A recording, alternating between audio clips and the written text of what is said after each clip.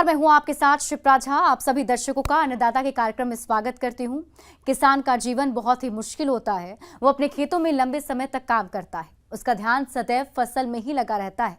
वे अपनी कड़ी मेहनत की ताकत पर अपना जीवन व्यतीत करते हैं और ऐसे ही किसानों की प्रगति के लिए हम खेती बाड़ी से जुड़ी हुई बहुत सी नई लाभकारी जानकारियां हर रोज सुबह लेकर आते हैं। तो चलिए कार्यक्रम शुरू करने से पहले देखते हैं क्या है आज के अन्नदाता में।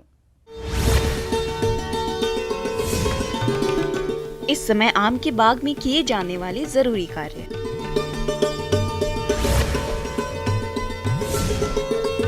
दुधारू पशुओं के संतुलित आहार प्रबंधन पर सलाह।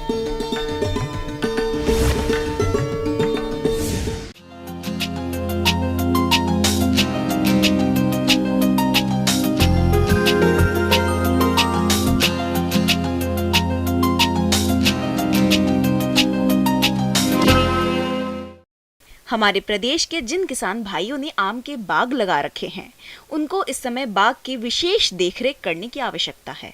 तभी आपको आने वाले समय में इन फल वृक्षों से अधिक फल उत्पादन मिलेगा। तो आम के बाग में इस समय कौन कौन से कार्यों को करना जरूरी है, इस बारे में आपको सुझाव दे रहे हैं फल अनुसंधान केंद्र इटखेड़ी जिला भोपाल के फील्ड एक्सटेंशन ऑफिसर एचएल सगर।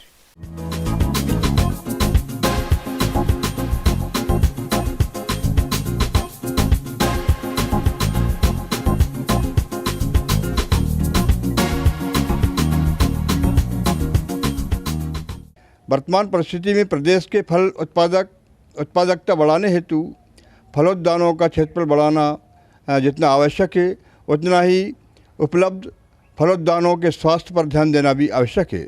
जैसे अभी वर्षा ऋतु चल रही है और कहीं कहीं पर बहुत ही अधिक अति वर्षा हुई है, तो ऐसे क्षेत्रों में यहाँ हमारे बगीचे लगे हुए हैं, उनमें कहीं कहीं पर अगर जल भराव हो गया है, चाहे वो नवीन उद्यान लगाए हुए हों या पुराने हमारे बगीचे हों, उनमें जल निकास की भी व्यवस्था आप करें।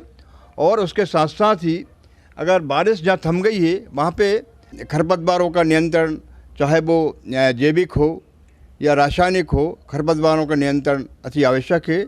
इसके साथ साथ ही जिन किसान भाइयों ने नवीन पौधे रोपित किए हुए हैं, उनकी देखरेख की बहुत आवश्यकता है। उनका भी खरपतवार उनके भी समाप्त करें और ज़्यादा पानी के कारण अगर पौधे गिर गए हैं, आड़े तिरछे हो गए हों, तो उनको भी सहारा देकर सीधा खड़ा करें और गुड़ाई करके मिट्टी तनों तक लगा दें, ताकि पौधे के डायरेक्ट संपर्क में पानी ना आ पाए। और निंदाई गुड़ाई करके शेष मात्रा जो हमारी खाद की और उर्वरक की बची हुई है, उसको भी आप अपने पौधे में दे सकते हैं, जिससे कि आगे आने वाले समय में अच्छी प्रकार का उसमें बोर आए और अच्छी फलन हो। तो एक पूर्ण विकसित आम के पौधे में शेष मात्रा के रूप में 50 किलो अच्छी सड़ी हुई गोबर की खाद, 500 ग्राम सुपर फास्फेट एवं 560 ग्राम पोटास की मात्रा पौधे के चारों तरफ मिट्टी में मिला दें। और उसके बाद अगर बारिश काफ़ी दिनों तक ना हो, तो बारिश के अभाव में आप सिंचाई करके इस पोषक तत्व को हमारे पौधे को उपलब्ध करा सकते हैं। किसान भाइयों, वर्तमान समय में जलवायु में नमी ज्यादा होने के कारण इस समय बागों में कीटों का प्रकोप अधिक देखा जाता है। तो आप अपने बाग को कीटों से बचाने के लिए इसकी पहचान कर नियंत्रण कैसे करें, आइए जानते हैं। तो किसान भाइयों, इसमें फुदका या जिसे हम मैंगो हॉपर के नाम से जानते हैं, यह कीट काफ़ी मात्रा में हमारे आम के पत्तों को, नए निकलने वाले टहनियों को रस चूस कर काफ़ी नुकसान पहुंचाता है। टहनियों सूखने लगती है और पौधे की बढ़वार रुक जाती है। ज़्यादा मात्रा में ये कीट जो शर्करा उत्सर्जित करता है, जिसके कारण पत्तियों पर काली फफूंद उग जाती है। और ये काली फफूंद जब ज़्यादा मात्रा में पत्तों पर उग जाती है, तो प्रकाश संश्लेषण की क्रिया बाधित होती है और पौधे में भोजन बनाने की प्रक्रिया कम होने के कारण पौधे का विकास ठीक से नहीं हो पाता। तो इसके नियंत्रण के लिए किसान भाइयों, मैंगो हॉपर कीट के जैविक नियंत्रण हेतु नीम तेल 5 मिलीलीटर प्रति लीटर पानी की दर से घोलकर छिड़काव करना चाहिए और रासायनिक नियंत्रण के लिए डाइमिथोएट 1.5 मिलीलीटर दवा प्रति लीटर पानी के हिसाब से घोल बनाकर छिड़काव करें, जिससे आप इस पर आसानी से नियंत्रण पा सकते हैं। और अगर एक बार में ये खत्म ना हो, तो 15 दिन या 20 दिन के अंतराल पर दोबारा इसका स्प्रे करके इस कीट से और इस फंगस से हम अपने पौधे को सुरक्षा प्रदान कर सकते हैं। किसान भाइयों, दूसरी इसमें मिलीबग नामक एक कीट भी आम के पौधों को काफ़ी नुकसान पहुंचाता है। यह कीट ज़मीन में सुषुप्त अवस्था में पड़ा रहता है और जैसे ही दिसंबर का महीना आता है इससे कीट निकलकर पौधों पे चढ़ना शुरू हो जाते हैं और अग्रकलिका पे जाकर ये अपना भोजन ग्रहण करते हैं और नवीन पत्तियों और नवीन प्ररोह को ये काफ़ी क्षति पहुंचाकर उसको सुखा देते हैं और उसकी बढ़वार को प्रभावित करते हैं। अक्टूबर के महीने में कल्टीवेटर चलाकर इनके निम्फ और अंडे को खेत में ही समाप्त कर दें और 250 ग्राम पैराथियन पाउडर प्रति पौधे के हिसाब से ज़मीन में मिला दें, जिससे ये कीट खत्म हो जाएगा। इसके अलावा किसान भाइयों, इस कीट के नियंत्रण के लिए क्लोरपाइरिफॉस 2 मिलीलीटर दवा प्रति लीटर पानी के हिसाब से घोल बनाकर छिड़काव करें, जिससे आप इस पर आसानी से नियंत्रण पा सकते हैं। तो इस प्रकार ये मिलीबग जो कि सफ़ेद मखमली टाइप की हमें दिखाई देती है, इससे हम अपने पौधों को, फलों को सुरक्षा प्रदान कर सकते हैं। इसके साथ साथ ही बगीचे में कई बीमारियां भी आती हैं, जैसे कि आपने नाम सुना होगा सूरनी फफूंद के नाम से जानते हैं। पानी गिर जाए या बादल छा जाएं तो नमी के कारण ये पाउडर रूप में पौधों के ऊपर दिखाई देता है और इसके अधिक प्रकोप से फूल और पत्तियां झड़ने लगती हैं तथा छोटे छोटे फल अगर बन गए हैं तो वो भी इसके प्रकोप से गिरने लगते हैं। तो इसकी रोकथाम के लिए 0.2% सल्फर का घोल का स्प्रे करके इस बीमारी से हम अपने पौधे को, अपने बगीचे को सुरक्षा प्रदान कर सकते हैं। तो किसान भाइयों, इन सब बताई हुई जानकारी एवं क्रियाओं को करके आप अपने आम के बगीचे से अच्छा उत्पादन प्राप्त करें, यही हमारी आपको शुभकामनाएं हैं। किसान भाइयों, अब लेते हैं एक छोटा सा ब्रेक।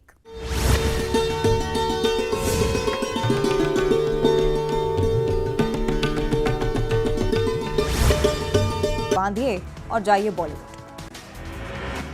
नरसिंहपुर में बाल संप्रेक्षण गृह से भागे 5 बच्चे, कर्मचारी के साथ मारपीट कर भागे बच्चे, स्टेशन थाने में दर्ज मामला। रतलाम में बीजेपी की जन आशीर्वाद यात्रा में विवाद, भाजयुमो के 2 नेता आपस में भिड़े, शुभम गुर्जर और राकेश पाटीदार को बीजेपी ने नोटिस जारी किया। रतलाम में मोबाइल टावर पर चढ़ा सरफराशिक, एक तरफा प्यार।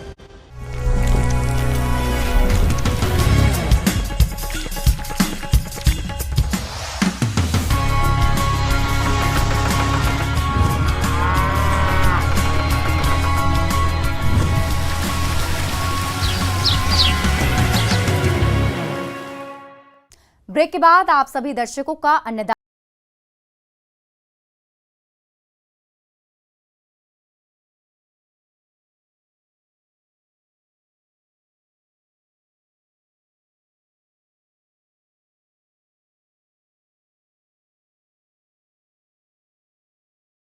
हमारे प्रदेश के अधिकतर किसान भाई खेती के साथ साथ गाय भैंस का पालन करते हैं, लेकिन इनसे अधिक दूध उत्पादन प्राप्त करने के लिए जरूरी है कि इनका आहार और देखरेख प्रबंधन मौसम के अनुसार किया जाए।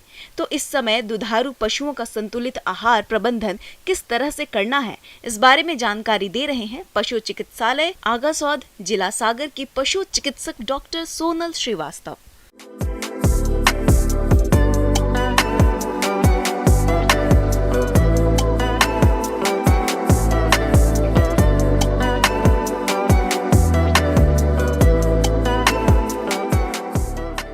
और मैं आप सभी को पशुओं में आहार प्रबंधन के विषय में जानकारी देना चाहूँगी। चूँकि हम पशु खरीदते हैं और उसमें बहुत पैसे खर्च करते हैं, मगर यदि हम पशुओं का आहार प्रबंधन अच्छे तरीके से नहीं करते हैं तो उनसे हम प्रोडक्शन नहीं ले पाते, पशुओं से दूध का उत्पादन अच्छे से नहीं होता। इसीलिए हमें आहार प्रबंधन बहुत आवश्यक है। किसान भाइयों, दुधारू पशुओं से अधिक दुग्ध उत्पादन मिले, इसके लिए पशुओं के आहार प्रबंधन पर विशेष ध्यान देने की आवश्यकता होती है। यदि आप थोड़ी सी भी लापरवाही करते हैं तो दूध उत्पादन में भारी गिरावट आ सकती है, जबकि डेयरी व्यवसाय में 60% खर्चा आहार प्रबंधन पर ही आता है। इसलिए आहार प्रबंधन पर अधिक ध्यान देने की जरूरत होती है। तो पशुओं का जो आहार की मात्रा जितनी उन्हें ज़रूरत है उसका कैलकुलेशन हम ड्राई मैटर के हिसाब से करते हैं। कितना ड्राई मैटर कितने किलो के पशु को आवश्यक है। तो सबसे पहले जैसे हमारे देसी पशु हैं, जो देसी गाय हैं, उनको हम उनके बॉडी वेट का 2% ड्राई मैटर इंटेक करते हैं और क्रॉस ब्रेड जो गाय हैं उनको 2.5% और भैंसों में 3% जो उनका बॉडी वेट है उसका हम उनका ड्राई मैटर रखते हैं। अब जो हम ड्राई मैटर कैलकुलेट करते हैं उसमें से 2/3 हम उनको चारा देते हैं, रफेज कहलाता है, और 1/3 उसको हम दाना मिश्रण से पूर्ति करते हैं। और जो रफेज की चारे की क्वांटिटी है उसमें हम 2/3 सूखा चारा रखते हैं और 1/3 हरा चारा उनको देते हैं।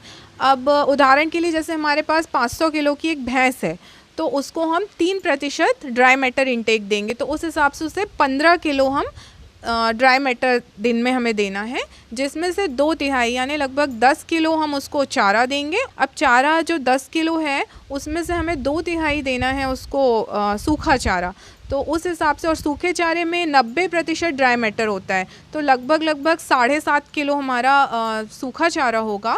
और जो हरा चारा है उसमें ड्राई मैटर कम होता है, पानी ज़्यादा होता है, तो उसमें 10% लगभग ड्राई मैटर होता है और इसलिए उसका लगभग 33-33.5 किलो हमें देना होगा।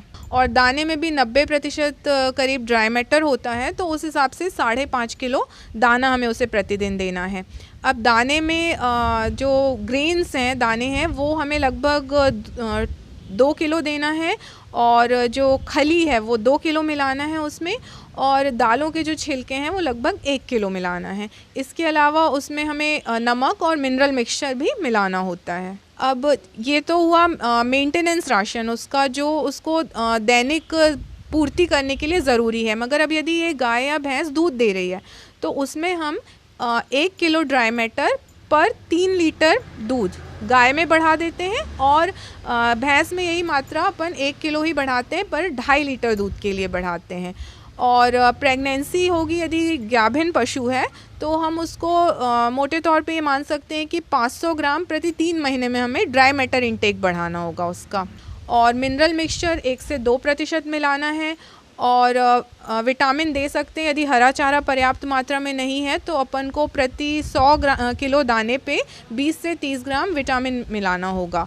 और इन केस आपके पास चारे में सिर्फ भूसा ही है तो हम उसे 1 से 2% उसमें लाइम स्टोन पाउडर मिला देते हैं। पानी हमेशा स्वच्छ दें और उसकी अवेलेबिलिटी पूरे समय होनी चाहिए, मतलब एडलिप पानी हमारे जानवरों को उपलब्ध होना चाहिए। यदि हम घर में दाना बनाना चाहते हैं तो यदि आपके पास कम मात्रा में, कम संख्या में पशु हैं तो घर पे बनाना बहुत फ़ायदेमंद नहीं रहेगा। मगर हाँ, आपके पास ज़्यादा मात्रा में पशु हैं तो आप घर पर बना सकते हैं। पशुपालक भाइयों, घर पर 100 किलोग्राम संतुलित आहार मिश्रण तैयार करने के लिए मक्का या जौ 40 किलोग्राम, मूंगफली की खली 20 किलोग्राम, दालों की चूरी 17 किलोग्राम, चावल की polish 20 kilogram, mineral mixture 2 kilogram, साधारण नमक 1 किलोग्राम, इन सभी अवयवों को अच्छी तरह मिलाकर सूखे स्थान पर भंडारित करें तो पशुपालक भाइयों, इस तरह आप संतुलित आहार मिश्रण स्वयं घर पर तैयार करके अपने पशुओं को खिला सकते हैं और अधिक दूध उत्पादन ले सकते हैं। अब बात करते हैं पशुओं को आहार खिलाते समय क्या क्या सावधानियां रखी जानी चाहिए जिससे पशुओं का स्वास्थ्य ठीक बना रहे। इन पहलुओं पर खासकर ध्यान देने की जरूरत होती है। हमें पशुओं में हरा चारा देना है तो उसको थोड़ा सा हम सुखा के देते हैं और प्रॉपर तरीके से उसकी कटिंग होनी चाहिए। वहीं हमें हरा चारा और सूखा चारा मिक्स करके देना चाहिए। बहुत अधिक मात्रा में हरा चारा नहीं देना चाहिए, इससे उनकी पाचन, जानवरों की जो पाचन तंत्र है उस पर बुरा प्रभाव पड़ेगा और अपच की शिकायत होगी। दाना आप यदि स्टोर कर रहे हैं तो उसके लिए ये ध्यान रखें कि वो दाना सूखी अवस्था में होना चाहिए, क्योंकि दाने में बहुत जल्दी फंगस होती है, इसमें खली रहती है जो ऑयल कंटेंट होता है, उसके कारण फंगस भी बहुत जल्दी होती है। और यदि हम फंगस वाला खाना खिलाएंगे तो उससे हमारे पशुओं की सेहत में बुरा असर होगा। और यदि आप इन सभी बातों का ध्यान रखेंगे तो निश्चित रूप से पशुओं से अच्छा उत्पादन आप ले सकेंगे। आगे और भी है खेती बाड़ी से जुड़ी हुई बहुत सी रोचक जानकारियां। यहाँ रुकेंगे एक और छोटे से ब्रेक के लिए।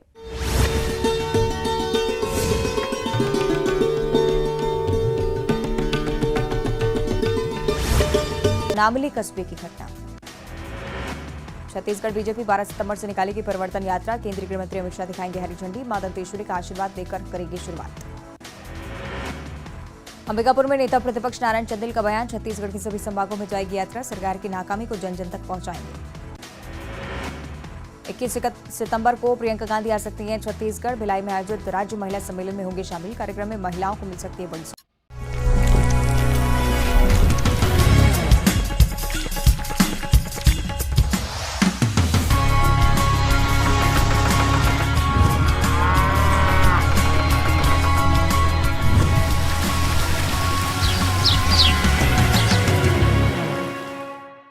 ब्रेक के बाद एक बार फिर से आप सभी दर्शकों का अन्नदाता के खास कार्यक्रम में स्वागत है।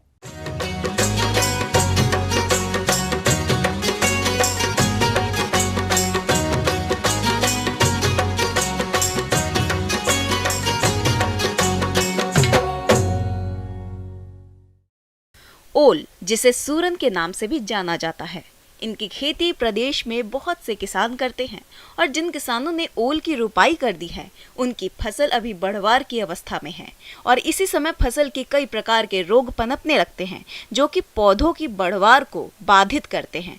ऐसे में किसान इन रोगों की पहचान कर नियंत्रण कैसे करें, इस बारे में जानकारी दे रहे हैं पौधा रोग वैज्ञानिक चंद्रशेखर आजाद।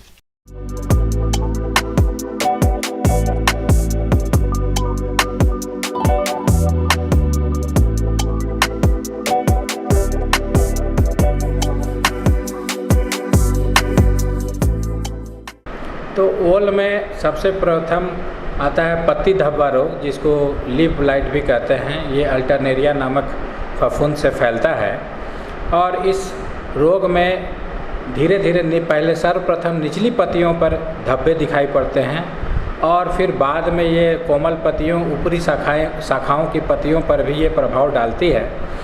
शुरुआती लक्षणों में देखा जाता है कि छोटे छोटे सर्कुलर गोल गोल धब्बे बनते हैं और जो बाद में यही धब्बे आपस में मिल करके बड़े धब्बे का रूप ले लेते हैं और ऐसा प्रतीत होता है कि लगेगा कि पत्ता हमारा, ये ओल का पत्ता जला हुआ प्रतीत होता है। तो जैसे ही ये पत्तियां पूरे धब्बे के रूप में ले लेती हैं तो प्रकाश संश्लेषण की क्रिया बाधित हो जाती है, पौधे की बढ़वार रुक जाती है, पौधे छोटे रह जाते हैं, बौने रह जाते हैं और इसमें जब कंद बनते हैं तो वह भी छोटे रह जाते हैं।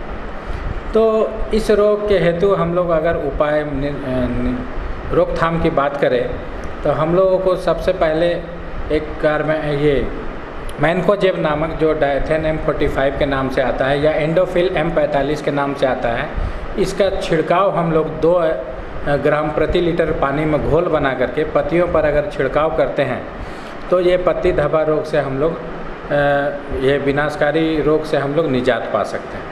तना गलन इस रोग का आक्रमण उन क्षेत्रों में अत्यधिक होता है जहां पानी का जमाव ज्यादा होता है तथा लगातार एक ही खेत में ओल की खेती की जा रही हो। इस रोग का प्रकोप अगस्त से सितंबर माह में अधिक होता है। यह मृदा जनित रोग है। इस रोग का लक्षण कालर भाग पर दिखाई पड़ता है तथा पौधा पीला पड़कर जमीन पर गिर जाता है। इसकी रोकथाम हेतु उचित फसल चक्र अपनाएं, जल निकास की उचित व्यवस्था रखें। कैप्टान दवा के 2% के घोल से 15 दिनों के अंतराल पर 2 से 3 बार पौधे की आसपास भूमि को भिगा दे। एक अन्य बीमारी आती है कंद के अंदर, जो अगर कोड़ करके ज़मीन को कुड़ाई करके अगर देखा जाए तो देखा जाता है कभी कभी कंद ही सड़ने लगता है। यह भी एक तरह का फफूंद जनित रोग है जो पीथियम और फाइटोप्थोरा नामक कारक होता है इसमें। तो इसमें हम लोगों को रोकथाम हेतु किसान भाइयों, हमें पहले तो सर्वप्रथम उचली ज़मीन, मतलब ऊंचाई वाले ज़मीन का हम लोगों को चयन करना चाहिए ताकि जल जमाव का ना हो और अच्छी तरह से निकास हो जाए।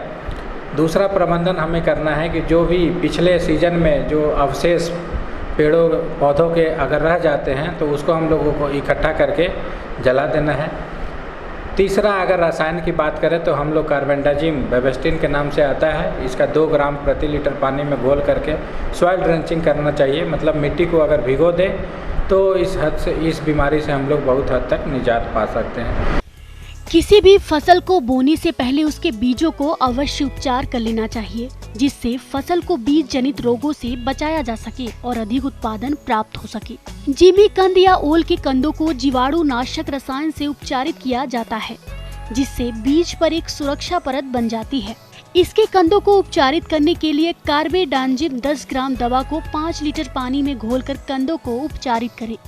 चौथी बीमारी आती है, इसमें भी उकठा रोग लगता है, पत्तियां झुलस जाती हैं, सूखने लगती हैं।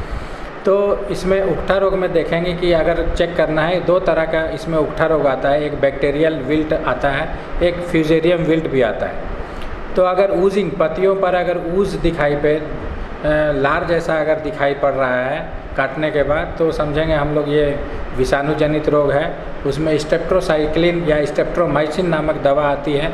इसका 2 ml प्रति लीटर पानी में घोल बना करके हम लोग पत्तियों पर छिड़काव करते हैं। तो ये जीवाणु जनित रोग से हम लोग निजात पा सकते हैं। अगर फ्यूजेरियम विल्ट से है तो इसमें हम लोग कॉपर ऑक्सीक्लोराइड, जो ब्लाइटॉक्स के नाम से आता है, उसका हम लोग अगर पत्तियों पर छिड़काव करते हैं और साथ ही साथ ज़मीन में ड्रेंचिंग अगर करते हैं तो इस बीमारी से हम लोग निजात पा सकते हैं।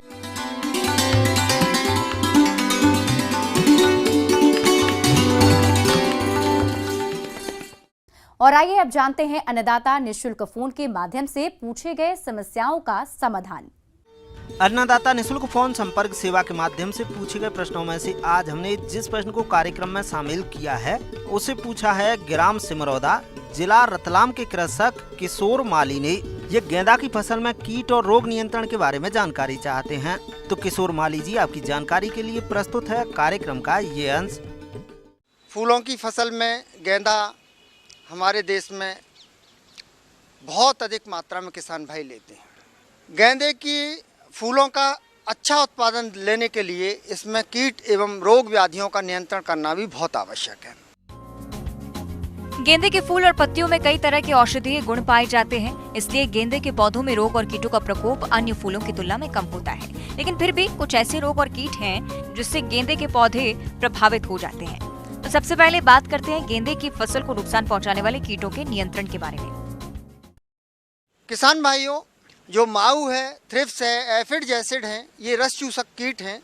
ये रस चूस करके हमारे गेंदे की फसल को नुकसान पहुंचाते हैं और जो पत्तियां हैं, जो टहनियां हैं या कोमल भाग हैं, वहाँ पर ये प्रकोप करके रस चूसते हैं। पौधे छोटे हो जाते हैं, पीले पड़ने लगते हैं, फूल छोटे होते हैं, ज़्यादा पौधा बढ़ नहीं पाता है, फसल को बहुत अधिक नुकसान होता है। ऐसे अगर कीट दिखाई दे रहे हैं तो किसान भाइयों, इसमें डाईमेथोएट दवा 750 मिलीलीटर दवा 500 लीटर पानी के हिसाब से घोल बना करके छिड़काव करें। इसके अलावा अगर लाल मकड़ी आ रही है, ये मकड़ी छोटी छोटी मकड़ी होती हैं और जो पौधे हैं, कोमल भाग हैं, फूल निकल रहा है या पत्ती कोमल निकल रही हैं या कोपल आ रही हैं, वहाँ नुकसान पहुँचाती है। ये जो मकड़ियाँ जाला बना लेती है, छोटी छोटी मकड़ियाँ कभी कभी तो काफ़ी संख्या में पौधे के ऊपर प्रकोपित होती हैं और पौधे को नष्ट कर देती हैं। किसान भाइयों, अगर इस तरह का कीट आ रहा है तो ओमाइट करके एक दवा आती है, ओमाइट नाम की दवा। यह दवा 1 मिलीलीटर दवा प्रति लीटर पानी के हिसाब से घोल बना करके छिड़काव करेंगे तो ये जो लाल मकड़ी है, इससे आपकी जो फसल सुरक्षित हो जाएगी और आपको अधिक से अधिक उत्पादन प्राप्त। किसान भाइयों, गेंदा की फसल को रोगों के प्रकोप से अधिक नुकसान होता है। इसकी वजह से फसल खराब हो जाती है। फूलों के उत्पादन में भारी गिरावट से किसानों को आर्थिक हानि का सामना करना पड़ता है। तो आपके सामने इस तरह की समस्या नहीं आए, इसके लिए आप रोगों की पहचान करके नियंत्रण करें। इसमें प्रमुख रूप से एक रोग आता है जिसे हम कहते हैं पत्ती धब्बा रोग। पत्ती धब्बा रोग, इसमें गोल गोल धब्बे, भूरे रंग के, गहरे भूरे रंग के धब्बे पत्तियों पर बनते हैं और धीरे धीरे ये धब्बे आगे बढ़ते जाते हैं, पूरे पौधे पर दिखाई देने लगते हैं और गेंदे की फसल को काफ़ी नुकसान होता है। ये फफूंद जनित रोग गेंदे में कई बार देखने को मिलता है। किसान भाइयों, अगर इस प्रकार का रोग दिखाई दे रहा है तो मैनकोजेब दवा 3 ग्राम दवा प्रति लीटर पानी के हिसाब से घोल बना करके छिड़काव करें। इसके अलावा किसान भाइयों, भभूतिया रोग यानी चूर्णिल आश्रिता नाम के रोग की आशंका हो जाती है और कभी कभी यह रोग आ भी जाता है। तो गेंदे में अगर चूर्णिल आश्रिता नाम का रोग आ रहा है, इसके लक्षण पूरे पौधे पर दिखाई देते हैं। धीरे धीरे पत्तियों पर छोटे छोटे सफ़ेद सफ़ेद धूल जैसे सफ़ेद रंग के या पाउडर जैसे या चूने के जैसे आकार के लक्षण दिखाई देते हैं। धीरे धीरे ये आगे बढ़ते हैं और पूरी पत्ती को कवर कर लेते हैं और टहनियों पर या तने पर भी चले जाते हैं और पूरे पौधे को रोगग्रस्त कर देते हैं। पूरा पौधा दूर से सफ़ेद दिखाई देने लगता है। घुलनशील गंधक ले लें। यह दवा 3 से 4 ग्राम दवा प्रति लीटर पानी के हिसाब से घोल बना करके 10-10 दिन के अंतराल से छिड़काव करेंगे तो ये जो चूर्णिल आश्रिता नाम का रोग है इससे आपकी फसल बच जाएगी और आपको अधिक से अधिक उत्पादन प्राप्त होगा।